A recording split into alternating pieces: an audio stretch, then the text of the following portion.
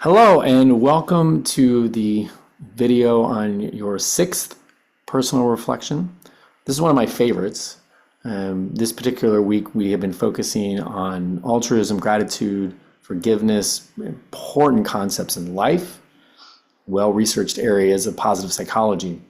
And so this particular personal reflection is one that most people at least have some sort of sense because you have maybe read about gratitude journaling or have actually even written a gratitude letter. And so again, as we have come now here, getting close to the end of the class actually, there are two components to this mini experiment in personal reflection. There is the doing, which is the gratitude letter you write. I'm not looking for you to submit the gratitude letter that you wrote. I'm looking for you to write the gratitude letter and then to reflect on that experience of writing a gratitude letter, and particularly compare your experience to what you would have anticipated if you had never written one but only read about it, right? So you're going to write a gratitude letter. Again, I've said this in a couple of different videos. I'm a big proponent of actually writing things out by hand. There is something a little bit different than just particularly typing. If you can, and if the gratitude letter that you are actually writing is to someone who you can deliver that letter to, could even read that letter to them in person, I cannot tell you how many times I have heard people talk about the incredible power of reading the gratitude letter to their recipient. But I'm going to say that is optional. If you do that, please write about it. I find that fascinating. The recipient of their gratitude letter could be a relative, a friend, a colleague. They could be alive. They don't have to be. They could be someone that's available for face-to-face meeting. They don't have to be.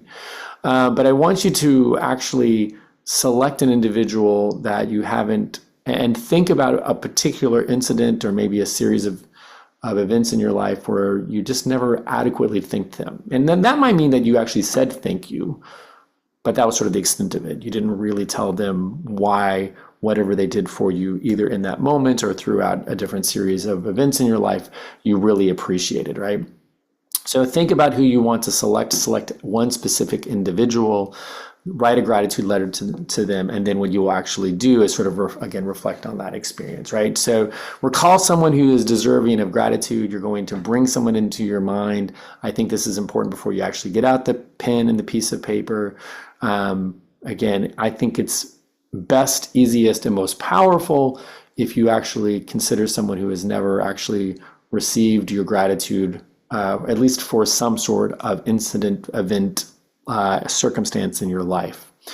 If you can, again, I would advocate that you pick someone who is alive, and you could meet face-to-face. It's not required. Just historically, those reflections seem to read as if the person had a more powerful experience, and then bring that person to your mind. Again, as we do a lot in our journaling and in our writing, you're going to look at a letter of about 300 or so words, and you can literally start off with "Dear so-and-so," right? Don't worry about grammar, don't worry about spelling, but do write specifically about what the person did and why what they did allowed you to experience gratitude. What was it about that you appreciated? What about that led to you wanting to sort of thank them, and how what they did actually benefited your life and affected your life for the better. Try and write as concretely as possible, even if you're not worrying about grammar or spelling. And describe sort of like what's going on in your life now, especially if this was an individual that you're thinking maybe 5, 10 or so years after the event or events in your life where they intervened and made your life better. Once you've done the gratitude letter, again, and what I'm not looking for you to upload is the gratitude letter, right? That's the activity. What I want you to do is I want you to reflect on that activity and write about that activity. So there are some things that are really important in this particular one. I really want you to think about and describe the process of who you selected and why you selected that person. There's probably lots of people that we could select to write a gratitude letter to. We all probably have lots of people in our lives who are due a gratitude letter. And so you had to go through some sort of process to sort of settle on one particular individual. And I'm curious and would like to know who you considered and what was your final reason for the person that you selected. The person you select often is an important part of the process of actually experiencing gratitude. You might experience lots of emotions when you're writing a gratitude letter. You may experience gratitude, you may not, but you may experience a lot of other emotions as well, especially as you sort of explore the memories of the circumstances and events that they intervened for your best moments. And so describe any emotions, the range of emotions, the sequence of emotions as you're going through the writing of your gratitude letter. Now, a lot of people, if I talk about a gratitude letter, they have a pretty good sense of what it's like. And so as we have done in some of these, I really want you to reflect on this alignment between what you expected and what you actually experienced. Were your expectations and your experience very similar? Did you experience the emotions that you expected? Did you experience the emotions but maybe more or less intensely than you expected? What was similar or different between what you actually expected from writing the gratitude letter and what you actually experienced? If it went just as you thought, that's fine, and write about that. And if it is very different, either more positive or less, that is okay too. Again, there's not any particular right or wrong answer about if your expectations and your alignment were very close, but it is important for you to describe how close they were and sort of what surprises came from that. And then the particular part here is I want to think about the power of writing. This is a really interesting open question.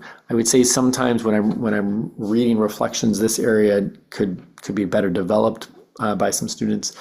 I really want you to express if there is something particular in the power of writing a gratitude letter that feels different, is qualitatively a different experience than just saying the words out loud.